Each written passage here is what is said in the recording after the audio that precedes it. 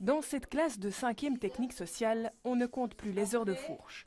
Depuis l'entrée en vigueur de la réforme des titres et fonctions, ces élèves ont perdu 6 professeurs, une situation qu'ils dénoncent aujourd'hui dans une lettre adressée à la ministre de l'Éducation, Marie-Martine Schins.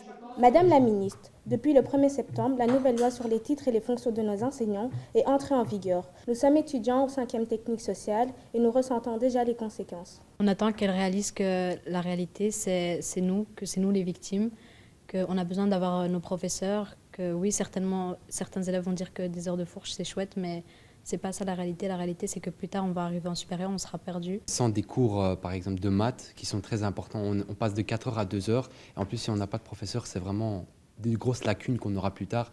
Et en supérieur, ce sera la catastrophe, quoi. Tu es inquiet aujourd'hui? Oui, vraiment. Pour moi, pour mes enfants plus tard et pour nous tous, quoi.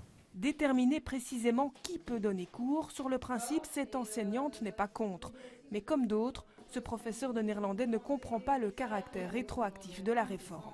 Pourquoi est-ce que certaines personnes qui ont montré, grâce à leur expérience, même grâce à des diplômes leur permettant d'accéder à l'enseignement, pouvaient donner cours avant le 1er septembre 2016 et qu'aujourd'hui, ils ne le peuvent plus. Voilà, c'est ce qu'on ne comprend pas en tant qu'enseignant aujourd'hui. Pascal Botson fait partie de ces enseignants laissés sur le carreau.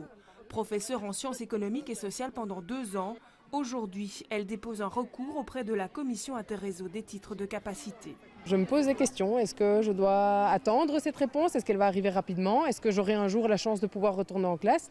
Ou est-ce que je dois simplement revoir ma profession, mon avenir, ma carrière? En attendant, les élèves de l'Institut Montjoie espèrent avoir une réponse à leur courrier, car selon eux, la réforme des titres et fonctions est l'affaire de tous.